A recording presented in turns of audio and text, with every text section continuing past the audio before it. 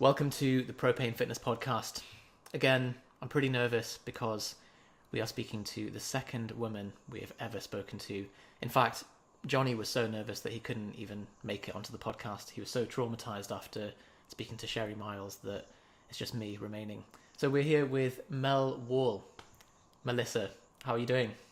I'm good, thank you, Yusuf. How are you? Very good. Yeah, I'm, as I say, heart's up in my chest now. I'm struggling at the minute, but hopefully we'll hold it together. So Melissa is the current M2 champion of the 72 kilo equipped category. She's an IPF Classic world bronze medalist in the deadlift, and she's competed in the Commonwealth Championships in Canada.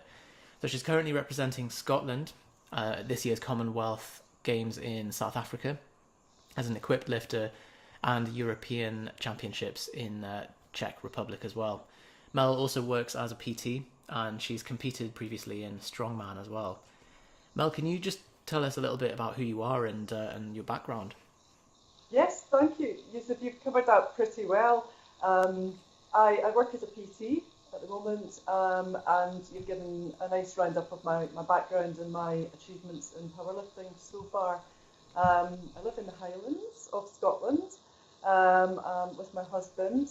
Our children are away from home now, so it gives me plenty of time to train, which is always a bit of a luxury, isn't it?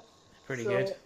Yeah. Life is busy, but it's fantastic. I get to do what I love every day, and you can't ask for more than that, really. That is awesome. So before we start, would you rather be able to run at 30 miles an hour or fly at 5 miles an hour? Definitely fly. Even at 5, there's a significant speed limit. That's okay. Is that a trick question? No. Fine, simple answer. So you used to be a distance runner and cyclist, if I have read that correctly. So what motivated you to make that transition into strength sports? Yeah, I ran for a long time and did lots of different challenges, including triathlons and half marathons. And I was really quite obsessed with running at that time and really, really enjoyed it. But I kept getting little niggles in my Achilles tendon, and I'd always had an interest in gym and weight training, and I just kind of tested that a little bit more. So it was a New Year's resolution a few years ago where I decided I wanted to kind of expand that a little bit and learn how to do a chin-up. So that's sort of what led me into powerlifting and away from running. So the kind of more I got into the weights and strength side of it, the more running just didn't seem to work with that so well. So it kind of faded off. It's interesting. It seems to be a common pattern that you see with some of the high-level IPF competitors is they've come from a different sporting background and often a very different one. Paul Cooper is another example of that, I think. So do you think there's something to do with athletes' mindset or something about the ability to sustain repeated pain with the running and cycling that maybe predisposes people to success in lifting? Yeah, I think certainly from an endurance side of it, and also wanting to take part in races and always pushing it. I started out barely being able to run a mile a good few years ago, and then that kind of quickly led into my first 5K, then my first 10K, then my first triathlon. So again, it's that thing that once you're kind of in it, it's progressive, and I love that. I love taking things to the next level. So parallels there with powerlifting, but obviously, as you say, a very, very different sport in many ways. But again, yeah, that kind of mentality of having to keep going when things feel a bit tough, as in a long run or during a race. Fair enough. There's the kind of the mindset element, and I suppose also just the cardiovascular conditioning often seems to be a big limiting factor in a lot of lifters, and that's the thing stopping them hitting the volume that they need to. And I imagine that's not so much of a problem with the endurance background. Well, that was the case when I first started here, but obviously I'm doing very, very little cardio these days. So I feel it. I definitely feel the difference. I'm not quite as conditioned as I probably was in terms of CV stuff back then, but certainly in terms of my strength, obviously my mindset is very good. But I suppose it's like most powerlifters, we just feel we should probably do a little bit more cardio, but fitting it in and having the energy to do it, especially as a masters lifter on the days that I'm supposed to be resting, is quite hard. That's true. There's always the stereotype of like the 130 kilo guy coming out of McDonald's and doing a set of 3 for squats and then sitting down for half an hour. But so do you not do any of the any of the running or cycling anymore? Sadly, I had to give it up completely, and living where I live in the Highlands of Scotland, it's just the most perfect place for running, and I just don't get to do that anymore. But I wouldn't trade it for the world. I found the sport that seems to be more in tune with how I work. I spent a lot of time on endurance running, and actually I think I was probably more fast twitch because I've always loved sprinting. I always found endurance, longer runs quite difficult. So I think I'm probably more suited to, that quick, fast twitch movement than I ever was to endurance running, which probably explains why I'm better at this than I was at that, and why I would never have competed in running of any. I see. So I guess, so it's pretty hard if your makeup isn't really designed for it, but still managed to do it. Speaking of the Highlands as well, like, not quite the same, but I used to live in Edinburgh for 5 years, and I lived next to Arthur's Seat, and as you said, it perfectly lends itself to just go out for a morning walk or a jog if you're that way inclined, but absolutely beautiful, and it's a shame to miss out on being outdoors and stuck in a gym lifting something repeatedly, but that's the sport we chose. So there we go. So yeah, Highlands as well. You competed in the Highland Games and Highland Strongest Woman, but that was before the powerlifting. Is that right? So I'm gonna have to cough. That's all right. What I did, I used some of this just before. I just clapped the back of my throat. I'm so sorry. She's okay, guys. And next door cat's looking at me through the window. Please don't die on the podcast. That would make a terrible episode. Only be 7 minutes long as well. Okay. I'm back in the room. She's okay. Okay. I'm good. Okay, Highland Strongest Woman. Yeah, Highland Strongest Women. So was that before the powerlifting? It was, yeah. After I sought out my coach, who was going to help me learn to do this chin up way back, he put on this first competition of Highland Strongest Women in Inverness. And of course, he was coaching me at the time and encouraged myself and a few of the other women at the gym to take part. So we did the training for that. And at the same time, I decided that I might do my first powerlifting competition. So I was actually training both things at the same time, which was actually quite difficult.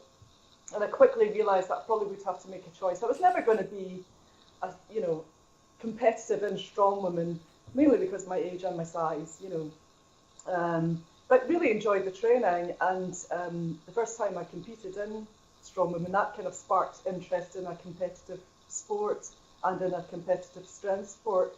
So that was more a kind of fun element. I didn't place or anything like that. But it certainly made me realise that I had to choose, and my choice was going to be powerlifting because that's where more of my training was going. Right, and it's something that we often talk about as kind of the weekly amount of recovery capacity that you have being a bit like a certain amount of currency, and that it's very easy to spend it all, especially with something like powerlifting training. And with age, or if you're a lightweight lifter, again, it's lower and lower. And so to try and do two pretty intense and high volume activities such as Highland Games and lifting and or cycling and running as well, then it certainly pulls you in several directions. So I suppose like the logical progression then was for you to then move into purist powerlifting. Absolutely, yeah. And that was a choice I made, and I spoke to my coach at the time, and I was certainly still running at that time, and he said, you're probably going to have to choose what you want to do, and commit to one. So, that was it. Running went out the window, powerlifting was in, the rest is history. Do you miss it, or are you glad to have finally ditched it? Yeah, no, it's nice. It's nice not to have to go out in all weathers. That's the beauty of the gym. It's always dry in there, which can be said for the Highlands of Scotland. But yeah, of course, I do miss the movement. I miss being outside in nature, but I would never trade it for the world. Of course I wouldn't. Cool. So, I mean, and you've competed at some pretty high levels with powerlifting as well. What's it like being at the kind of world level at after such a short time of training in that sport?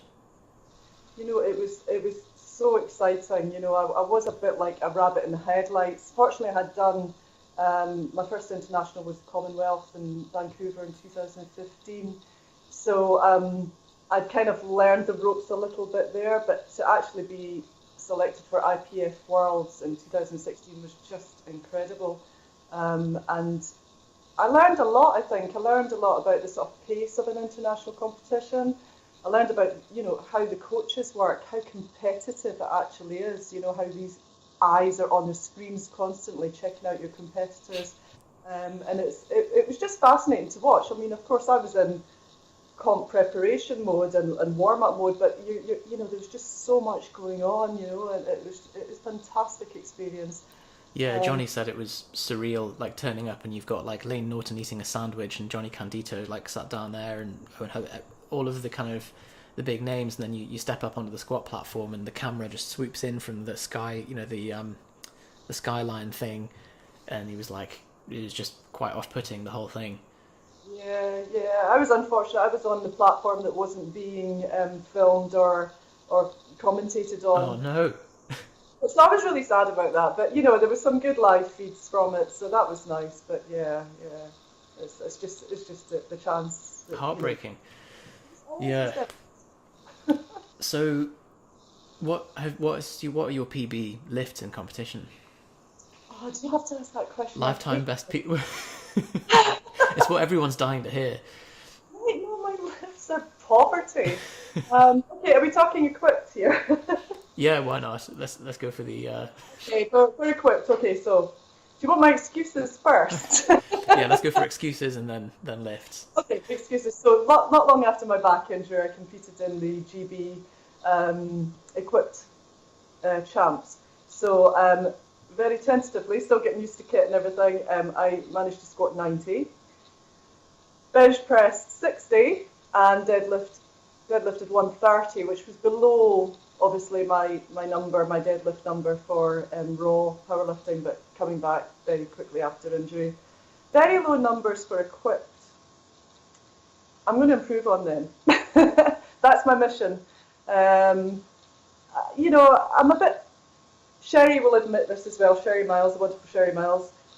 We're actually not the best shape for squatting. We have these huge long limbs, long legs, long arms. Although Sherry has done incredibly well and she's squatting a ton of weight. I'm finding it really difficult. Squats definitely such a weak lift for me, but it's one that, I've accepted that I'm going to have to work really hard at over the next couple of years to just try and get that up. So, there's lots of room for improvement.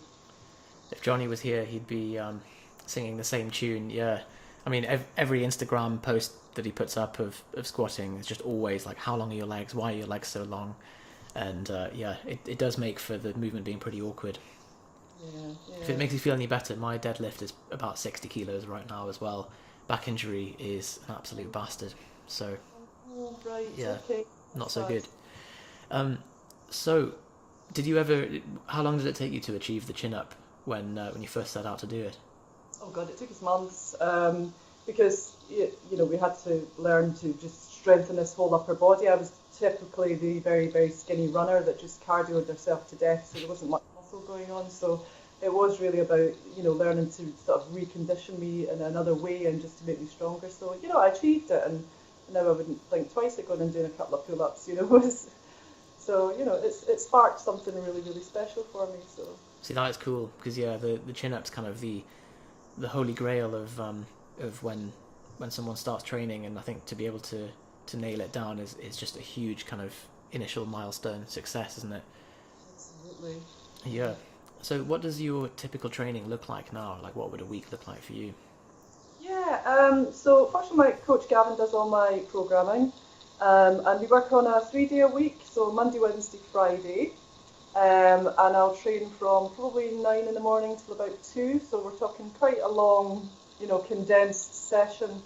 Obviously, since I've taken up equipped, things have kind of mixed up a little bit. I don't know if you've ever tried any equip lifting, but No, I've like slingshot is about it.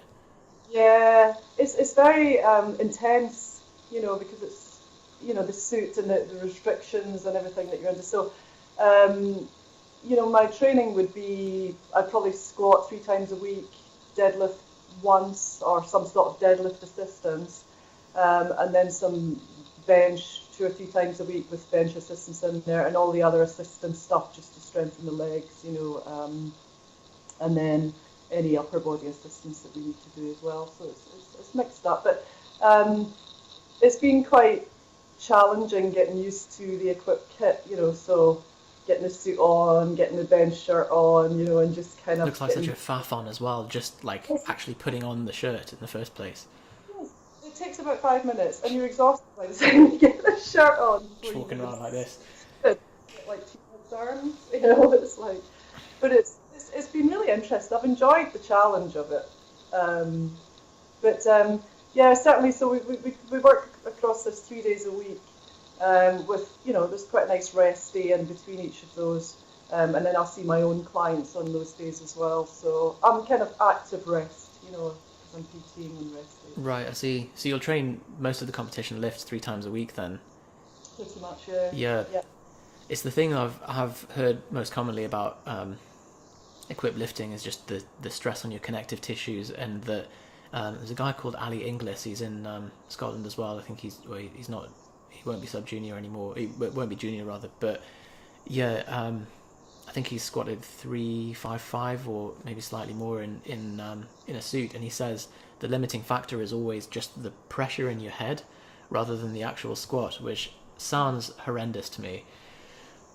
It is. It's I get quite lightheaded quite a lot, so I'm trying to control that pressure a little bit, because that's absolutely the worst bit of it, I think, is the intensity of even just getting yourself down into your squat before you can think about coming back up. Scary stuff. So we've covered a bit about your background, Melissa, and some of your training.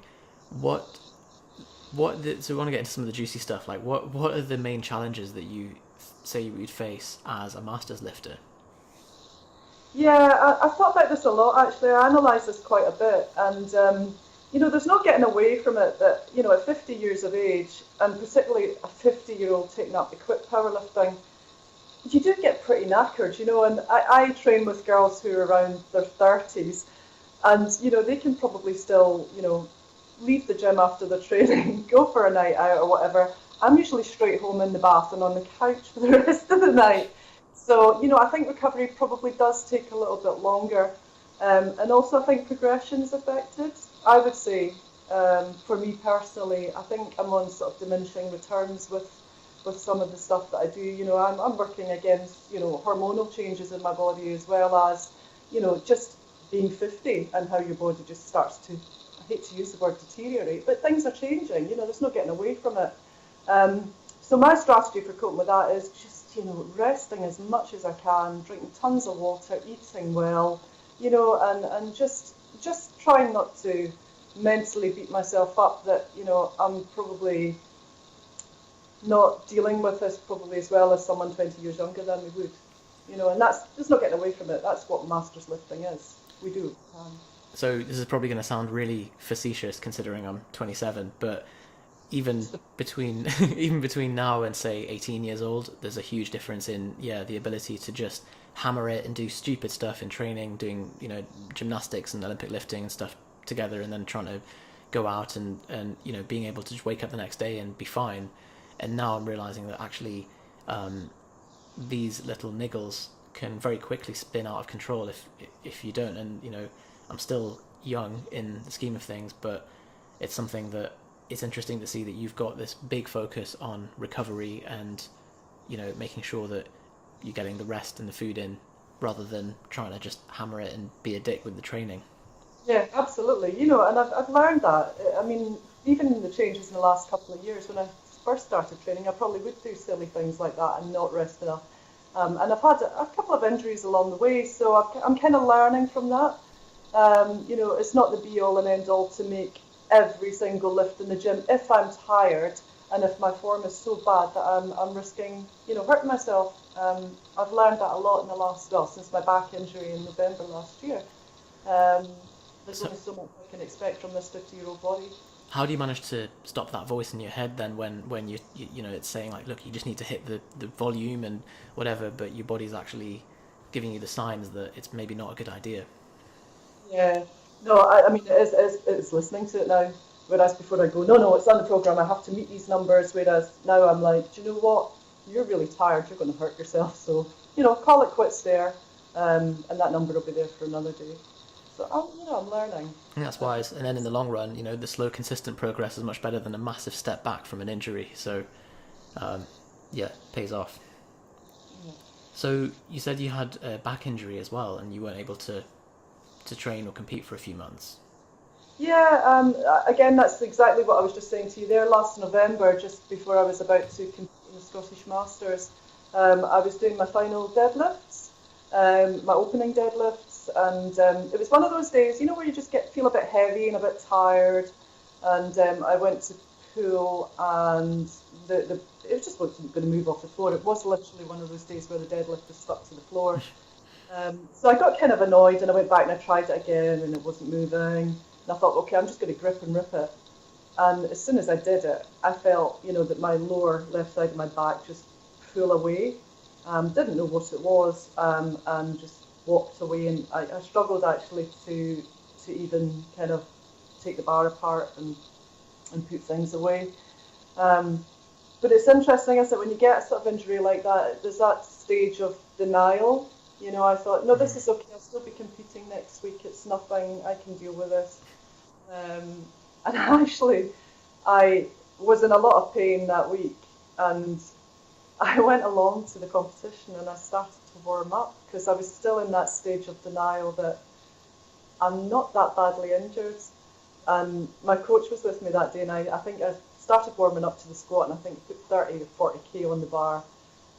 And I just had so much pain, and I said no. It took me to warm up at that competition. But you still turned up and everything, and yeah. Weighed in, did all the usual. Didn't sleep the night before, as we do before comps. So it was, I've learned a lot from that, but it took a while to recover from that. It's the sense of like, I've put in so much work, like it's probably fine, I'm just going to carry on. And I've had exactly the same experience where you think like, okay, it's not moving right, I'm just going to go balls out and just grip and rip. And then even if you make the rep, but you pull something, you think, well, what was the point in that? Like, I've just set myself back several weeks now, if not longer. Yeah, I reckon I've probably lost about 4 months out of it. At least 4 months. But, that was something I learned that day. I won't do that again. Yeah, good lesson. So, did you do anything specific to rehab your back and get back onto the lifting platform?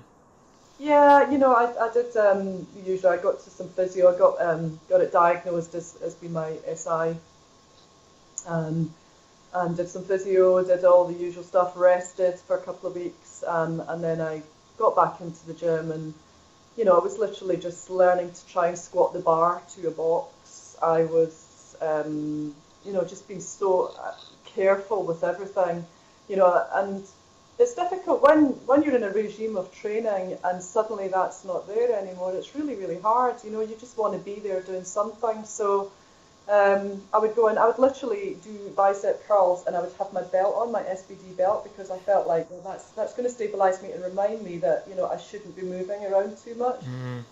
So I did that, but it's a mindset, isn't it? I just wanted to keep going, doing something. So I managed to bench, so I had some blocks under my feet. I made sure I didn't arch. I was benching, and I thought, well, my bench is going to fly now. Can't use my legs or my lower back, but my bench will fly. It didn't. But however, so we did that, and then gradually we kind of got to deadlifting, and I thought it might be quite useful for me to start to learn sumo deadlifts, because that way it was taking some of the strain out of the lower back. And I was squatting literally 5 kilos on the bar. Deadlifting 5 kilos on the bar, and just gradually progressed. So it's a very, very slow progression, but it happened, and I took care of my back, and I'll never not take care of my back now. It's a lesson learned, as you know yourself. Cool. Yeah. So working things around injury, adjusting your training around that, around around age, around changing sports, transitioning from cycling to lifting. You've picked up a lot of lessons on the way. How has that impacted your personal training On and what my you own, deliver to the clients? um, you know, it's so funny. I'm so mindful of their backs. Yeah, I I'm the same. I'm just so strict about, You just don't you know, want anyone to go through the same thing now. yeah, and you know, being lifters, we think we've got fairly strong backs and strong, you know, cores, but yeah, so um, it was. I didn't obviously take any time off work, so some clients were very understanding and helping me pick things up, you know, and that, you know, I didn't want to be picking up certain things, certain weights that might damage my back again. Um, but yeah, no, it was fine. I managed to work, you know, and being self-employed, that's really important as well. So it's another good reason not to get injured, isn't it? That's true. So do you prefer to work with any specific demographic? Do you know, when I first qualified as a personal trainer, I thought all I want to do is powerlift. I want to teach all my clients powerlifting. And that was fine for a while, but actually weight management clients are much more rewarding in many ways, or folk that you can help change their lifestyle slightly and make their lives a little bit better, that's actually much more rewarding. So that's, my powerlifting clients have slightly diminished, not because I've decided not to, but you know, it's, I just enjoy the lifestyle change for a lot of folk more these days. I think we're the same, yeah, because especially if they are adherent to the program, there's just this huge cascade of effect on the rest of their life, on their mindset, on their self-perception and their job and relationships and everything. That's really rewarding to see someone be able to make that change in themselves. Yeah, absolutely, yeah. Cool. So, speaking of, because you've been gaining a bit of publicity recently, and especially as a masters athlete, getting sponsorship is pretty rare. How has that changed your powerlifting career, I suppose? Yeah, it's been really nice actually. Obviously, the interest, and I think it is that, you know, I am an older woman in the sport. Powerlifting is becoming more popular, and also I'm a certain shape and a certain size, and I look a certain way. So a lot of people find that quite interesting. That this idea of what a powerlifter should be like or look like isn't what I am now. We know from powerlifting world that we're the demographic's huge. You know, you've got some teeny little girls and you've got some bigger girls, and you know, everyone's just doing their best with it. So you know, it's been nice to have that interest, and it's certainly highlighting the sport, and it's highlighting, more importantly, the sport for women. And I love the idea that, you know, I get quite a few messages from even younger women, much younger women, you know, teenagers, 20s, saying that they feel really inspired by me, and I think that's fantastic. You know, to me, that's a huge reward from it. And you know, if I inspire anyone, that's really special. As you say about sponsorship, obviously the PR helps with sponsorship as well. I think it's really tough for masters to get sponsorship. You know, we're not the pretty young things off powerlifting, so it's been quite difficult as a masters lifter to get sponsorship. But you know, eternally grateful for the people that have come forward locally and provided, you know, little bits that they can, because we're talking small businesses here, you know, that are investing in a local athlete, which is fantastic. But of course, as we know, when we're travelling and competing in different countries all over the world, it's a very, very expensive hobby, and that's the key word. It's a hobby. Yeah, for sure. And that's awesome to hear that it's had such that is, you know, you've had such a good impact on the people that are messaging you. And incidentally, we spoke to Beans from This Is Female Powerlifting a few weeks ago, which makes me realise that actually you are the third woman we've spoken to, not the second. So, oh god. But yeah, so she was talking exactly what you were saying that powerlifting, especially from the sponsorship, marketing, supplements perspective, is very sexualized and doesn't portray the same image as the reality of powerlifting. Have you ever got any negative attention online? Because I realised that when you're in the public sphere, people behind keyboards can just they feel pretty invincible when they're anonymous. Yeah, yeah. I think it's the form police are the worst people. Now, I don't know about you, but I know very few people that have perfect form in all of their disciplines. We're all working against our own biomechanics, our own limiting factors, and I have had, some messages online that have said, oh, she's going to break her back, or her knees are coming in during a squat, or whatever. And I think that's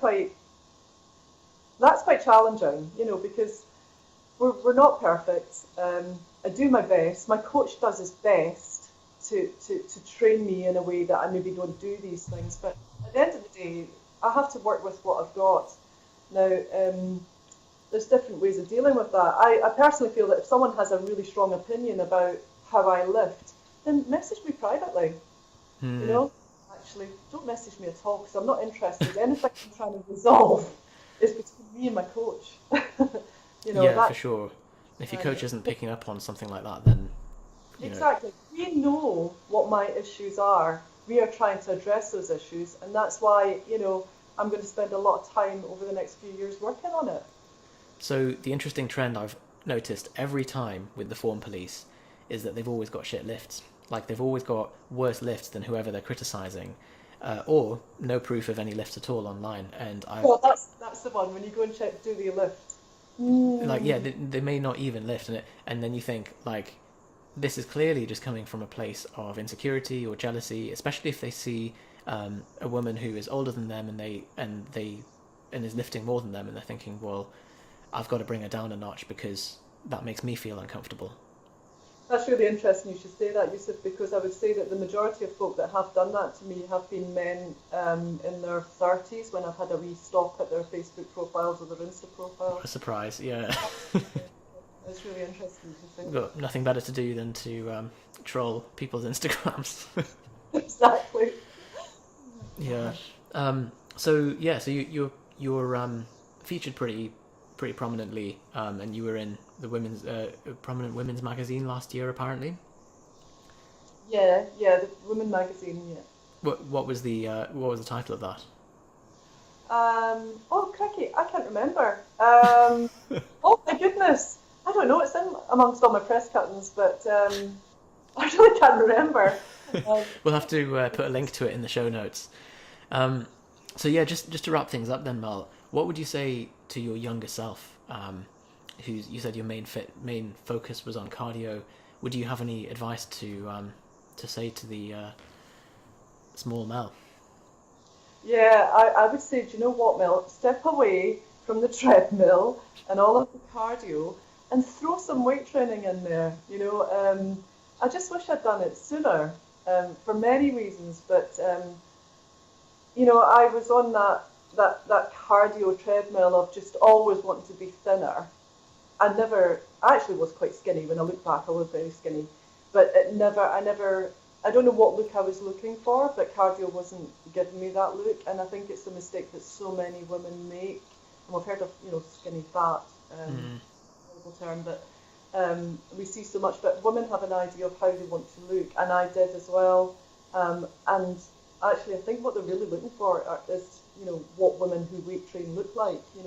It's that toned look. So I probably would say, stop doing that and do a bit more of that. So I suppose like a big barrier to doing that is maybe that it feels like an impenetrable world. Is there anything you'd say to someone who wants to get started in it, but perhaps feels intimidated going into a gym or starting training with barbells? Yeah, absolutely. I think just research. Educate yourself. To me, if you see an image of how you, if we're talking look here, or how you want to be, well, have a wee look and research what that person's doing to look like that. But an honest research, so not some Instagram model who's pretending that she's squatting lots, but she's doing lots of other different exercises. Just educate yourself, seek advice, get in touch with a personal trainer, someone that might know, just get that advice and get some sort of program, just really just do your homework, on it. And don't be intimidated. If you really want something, don't let those sort of barriers get in your way. I train at a gym it's full of massive guys, who are lifting loads of weight. And when I first started training, I was probably one of the very few women that were there. And yeah, it can be scary, but at the end of the day, you're there doing your thing, and they're not noticing what you're doing, and you can forget what they're doing. Just do your thing. Do your thing. Just do your thing. Wise words. Cool. So, any final thoughts, Mel? Any final thoughts? All my thoughts at the moment are just about the next 4 weeks training. Yeah, I bet. Getting to check in one piece, not getting injured, and hopefully hitting that European platform and not making a show of myself, and actually and doing pretty well, I hope. So that's where all my energies are focused at the moment. Yeah, fingers crossed. Well, looking forward to seeing your performance for that in 4 weeks' time. Awesome. All right, guys. So that is Mel Wall. Check out the show notes on propanefitness.com for any of the resources or references that we mentioned here. Thanks very much, Mel. Great to chat, and we'll speak to you all next week. Thanks, Yusuf. Thank you.